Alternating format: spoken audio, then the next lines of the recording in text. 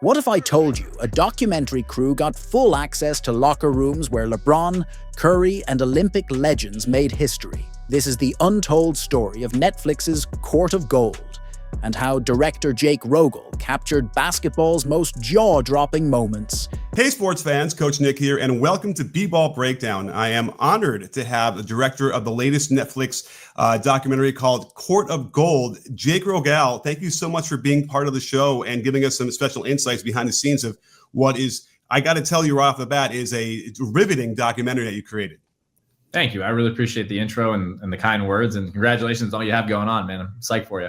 Hey, well, my pleasure to have you here, and let's get into this because I'm kind of curious. If you were going to write a movie about the background behind the scenes of the Olympic basketball from 2024 in Paris, everything that you got, every footage would have been like pre-scripted, written, even like down to like how you filmed it with the different angles and the slow-mo and everything like that. Did you have the sense that you were going to be able to get this? Because it's uncanny how it's almost like exactly how you would want it in a Hollywood movie.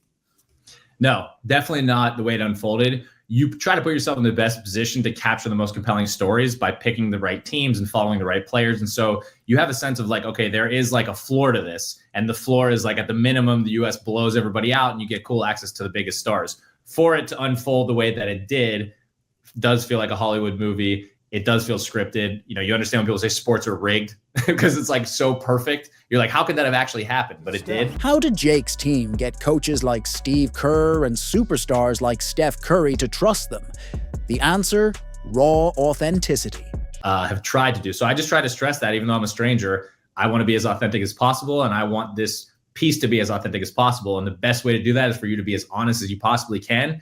And whatever you say will get in this thing. And I think just letting people know that right off the bat, like I'm not here to dig up, horrible things about you. I'm here to capture a moment in your life that's really cool. The Olympics are special. Your family's going to watch this in 20 years when you have grandkids and see you at the Olympics. Like this is something you want to be part of. It's a positive thing. So I think just letting people know they're in good hands and this is a cool opportunity and being authentic yourself, I think gets the best out of these interviews. But even with trust, some moments were too intense for cameras. So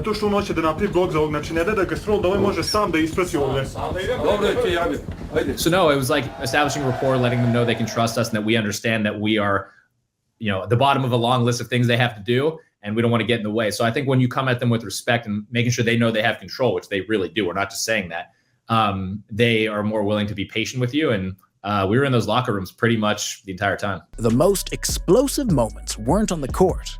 They were in the locker room. Now they would stop it. Or if they wanted their players to get all the way there, they would lay it on full and get them pumped up and, rah-rahing and running out there. So their ability to control the emotional gauge was something that was like a must. And each coach had the ability to do that. And their understanding of the emotion at a certain time was like, it's psychiatry. And they all have that ability.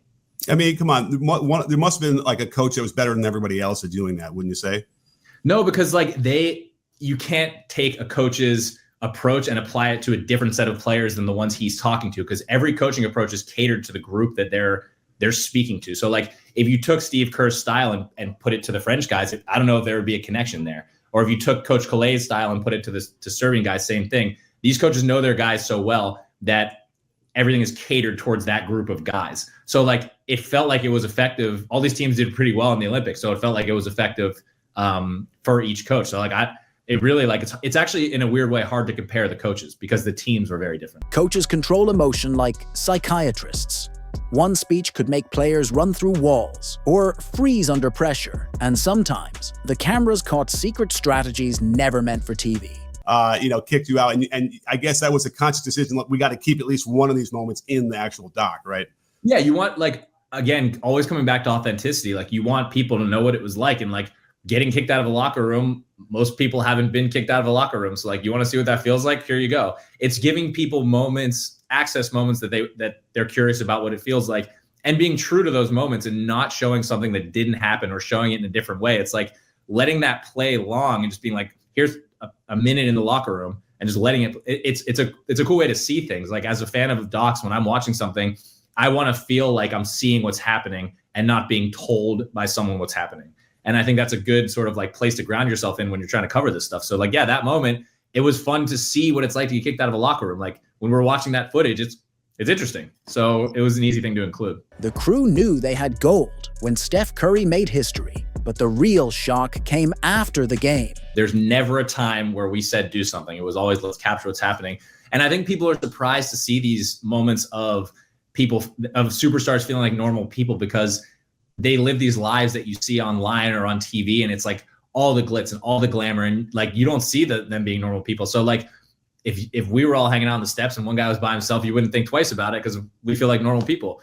But so are these guys. They just, they're just superstars. So when there's comfort there with the crews, they can really be themselves. And that, LeBron was just out there hanging out by himself and saw the coaches and had a beer. So that was authentic and that was real, as is everything you'll see in the doc. This documentary isn't about basketball. It's about obsession, pressure, and the cost of greatness. Ready to see the footage leagues tried to hide? Stream Court of Gold on Netflix and drop a comment below. Which moment shocked you the most?